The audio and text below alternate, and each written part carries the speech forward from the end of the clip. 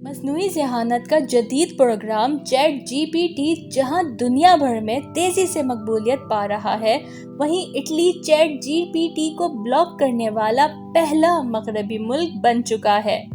Chat GPT पर पाबंदी के इतलाक की वजाहत में इटली की डेटा प्रोटेक्शन अथॉरिटी ने कहा कि उन्हें माइक्रोसॉफ्ट की हिमायत याफ्ता यूएस स्टार्टअप ओपन एआई के बनाए गए इस मॉडल के मुतालिक प्राइवेसी के शदीद तरीन खदशात हैं। वो फौरी तौर पर इस पाबंदी के नफाज के साथ इसकी तहकीकात शुरू करने के इक़दामात भी कर रहा है। इतालवी वॉच डॉग ने कहा कि न सिर्फ ओपन एआई के बनाए गए चैट जीपीटी को ब्लॉक किया जाएगा, बल्कि इस बात की तहकीकात भी की जाएंगी कि आया उसने जनरल डेटा प्रोटेक्शन रेगुलेशन पर अमल किया भी है या नहीं। डीजीपीआर इस निज़ाम को कंट्रोल करता है जिसमें सार्फिन ज़ाती डेटा को इस्तेमाल, प्रोसेस और स्टोर कर सकते हैं। इटली के निगरान अदारे ने एक जारी बयान में कहा कि इस ऐप को डेटा के इस खिलाफ वर्जी का सामना करना पड़ा जिसमें सार्फिन की गुफ्तगू और अदायगी की मालूमात शामिल होती हैं।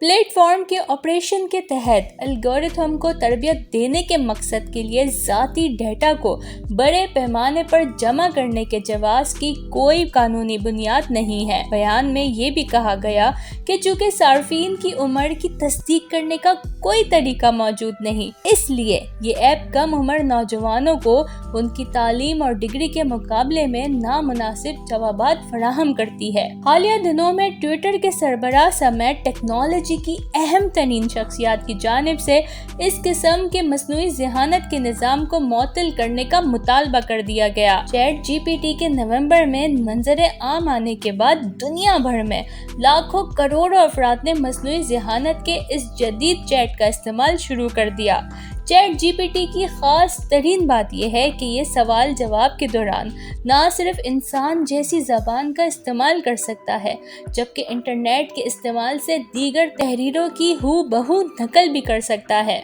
माइक्रोसॉफ्ट ने इस चैट जीपीटी की तैयारी में अरबों डॉलर्स खर्च किए और इसे गुज़िश्ता माह ही अपने सर्च इंजन में शामिल किया है और ये इंदिया दिया कि ये वर्ड, एक्सेल, पावर पॉइंट और आउटलुक समेत माइक्रोसॉफ्ट की दीगर ऑफिस ऐप्स में टेक्नोलॉजी की इस जदीद शिकल को शामिल किया जाएगा। ताहम मसनूई ज़हानत के इस जदीद चैट बॉट चैट जीपीटी को मुलाजमों के लिए खतरे समेत गलत मालूमात और तासुब फैलाने जैसे मुमकिन खतरात पर तशवीश का इजहार किया जा रहा है। इटली में चैट जीपीटी के मुकाबले में अब गूगल का मसनूई ज़हानत वाला चैट बोर्ड और बॉर्डर दस्तयाब है, जिस तक सिर्फ 18 साल से ज्यादा उम्र के मखसूस सार्फिन की रसाई मुमकिन है। इतालवी डेटा प्रोटेक्शन अथॉरिटी ने कहा कि ओपन एआई के पास वॉच डॉग के खदशात को दूर करने के लिए सिर्फ 20 दिन की मोहलत,